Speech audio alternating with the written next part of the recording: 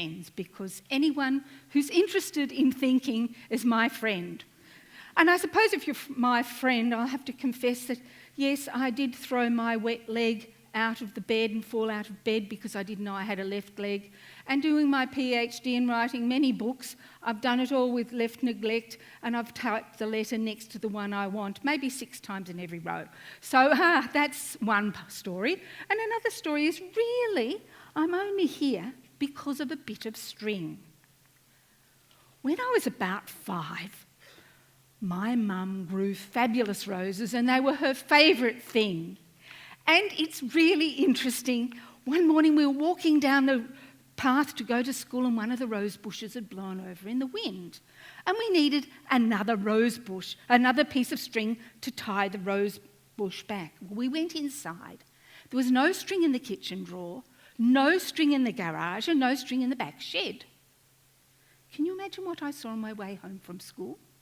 A piece of string.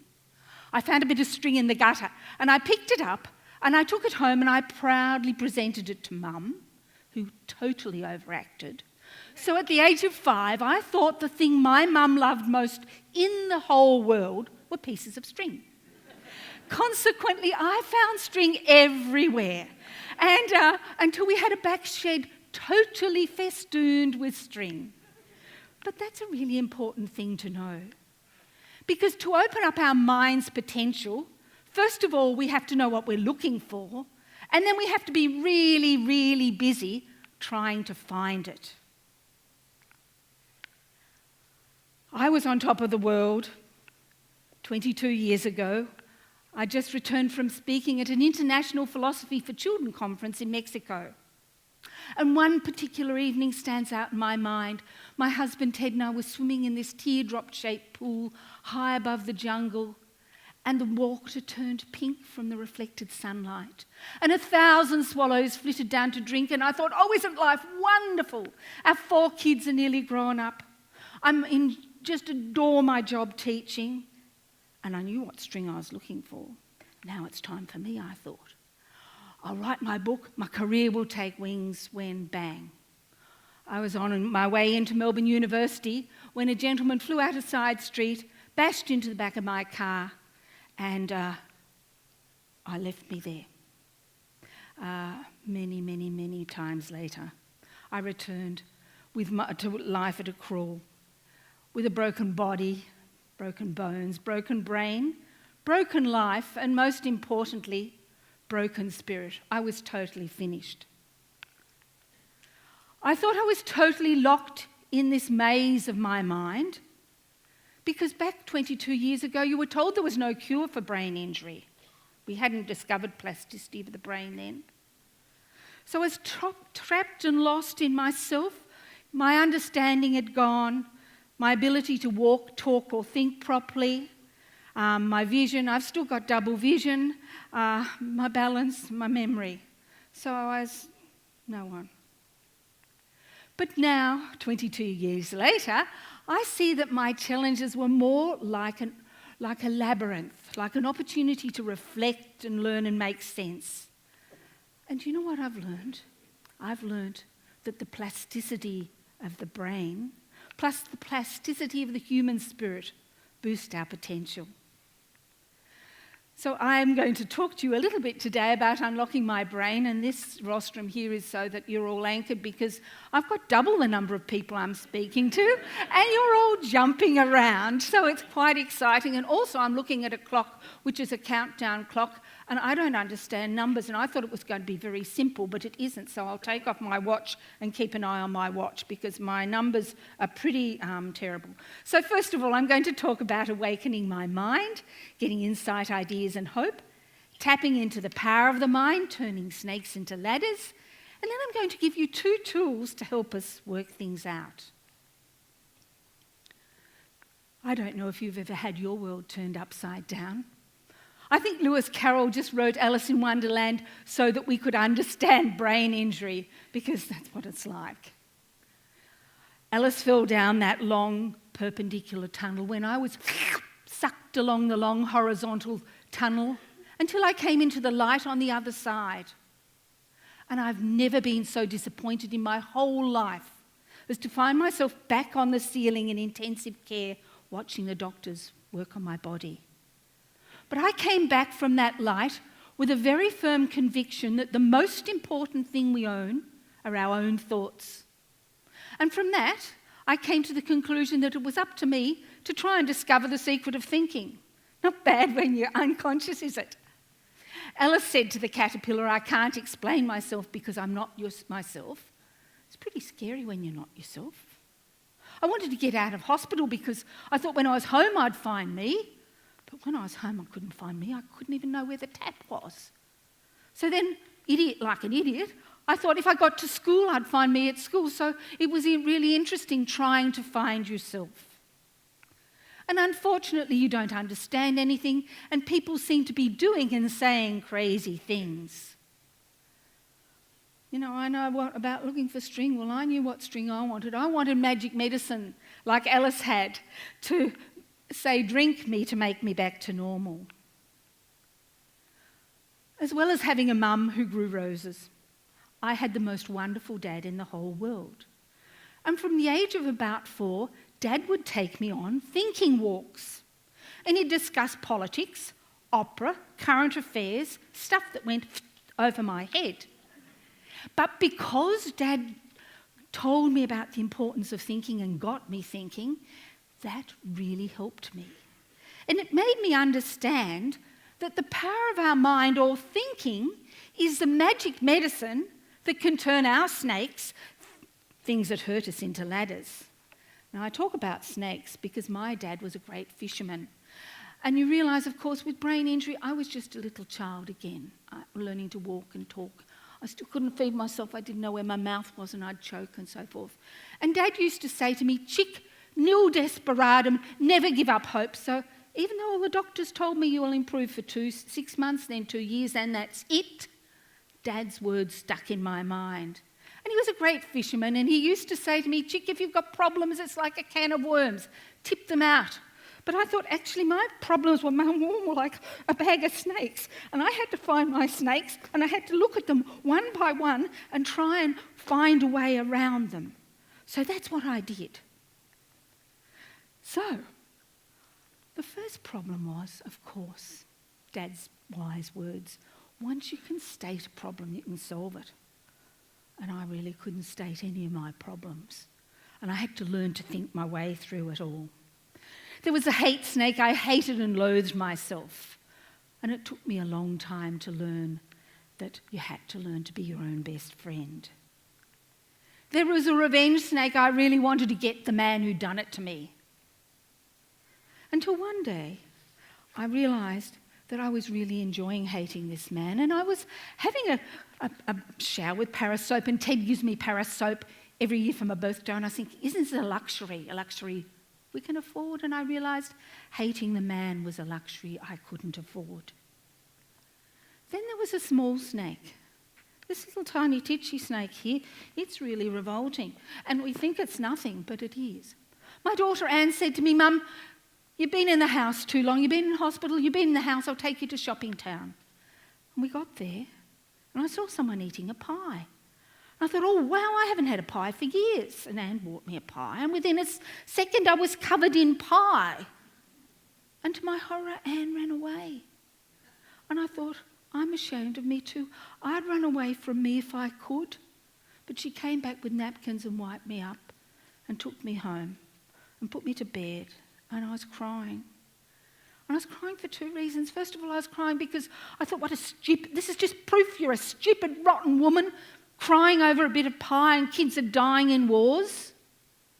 And then I realised the pie was a symbol that me, mother of 4, wiper extraordinaire of over 1,000 children, didn't know what to do. And I also realised that small things are important. Then there was a mirage snake where I thought my husband couldn't possibly love this loathsome idiot that I'd become. But one day I was picking some honesty, and the honesty spoke to me. And it said, "Go and be honest with him." And I said, "Darling, you don't really love me." And he said, "What do you mean?" And you know, I had proof.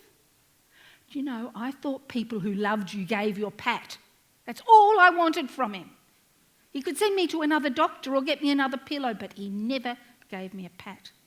I said, darling, you've never given me a pat. He said, what? And that was the most marvellous thing, because that honesty allowed us the energy to climb the ladder. So I was so frightened and bewildered, and 22 years ago there was no internet, nothing, no information about brain injury. So with my one finger on the wrong notes, keys, I tapped away, and I said to him one day, darling, I've written a book. And he said, no, you haven't. I said, yes, I have. And I gave it to a literary agent, and blow me down if Penguin didn't sign me up the next week. So that was really wonderful. So I wrote Doing Up Buttons. But then came the hard part of going on telly, and I didn't know what I'd written a book about.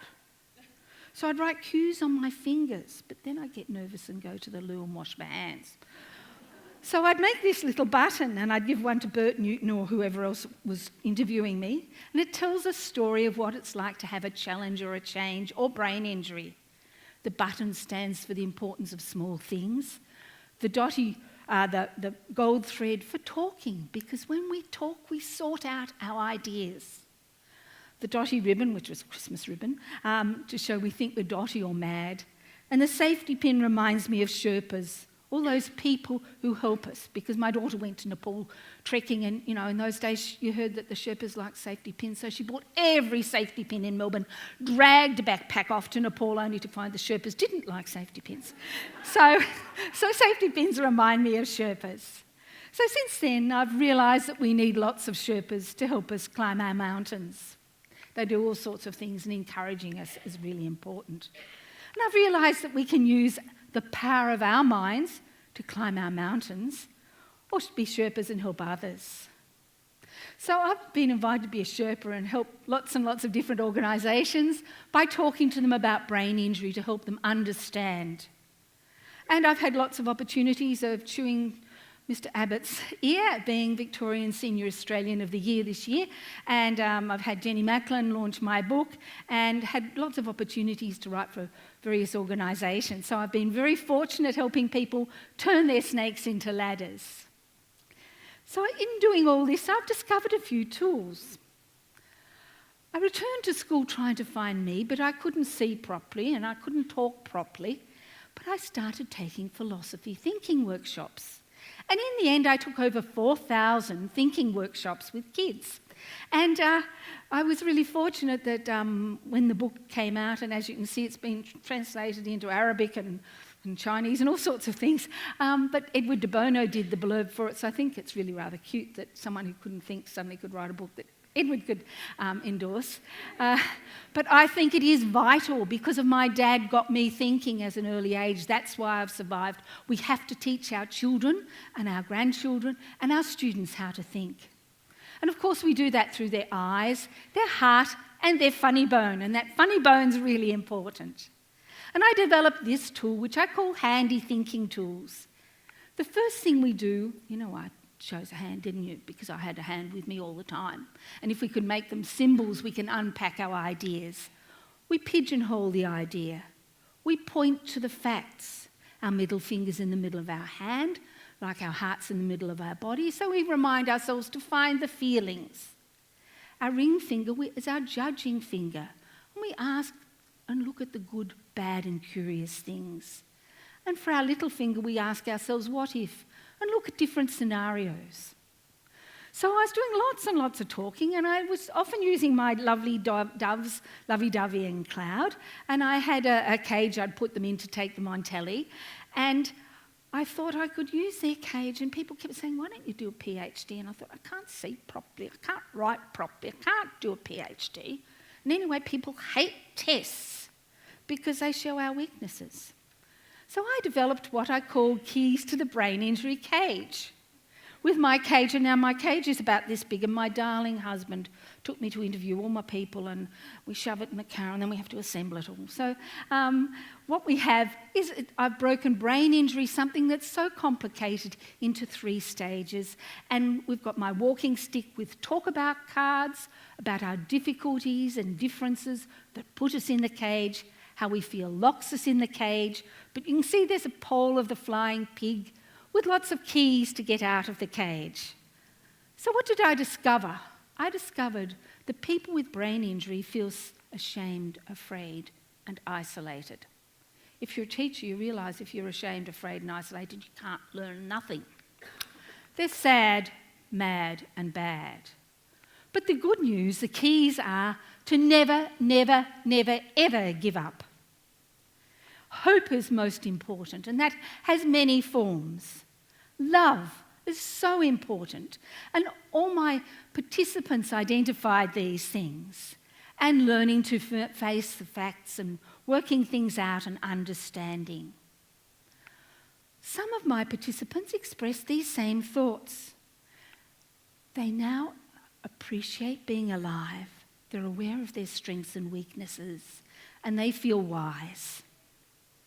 I think I've shown that the plasticity of the human brain plus the plasticity of human spirit boosts the plasticity of our potential. I've discovered that we can turn our snakes into ladders. The triumph is made up of two words, try and umph. And by finding the right string, we can make pigs fly. The potential of our mind gives us hope. It helps other possibilities emerge. There's nothing like the peace that comes when you've got hope. I'm going to give you a piece of hope today on the book signing table. You'll find some of my hope stones. The stone is something very hard with a star on it to remind you that we can always find ways to tackle hard issues and reach for the stars. Thank you.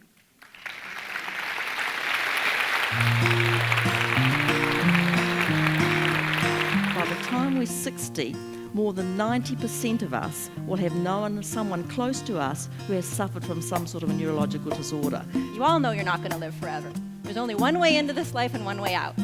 I cannot prove to you anymore that anything is possible. Talk about the marvelous thing that we now understand about our brains. It gets so much better.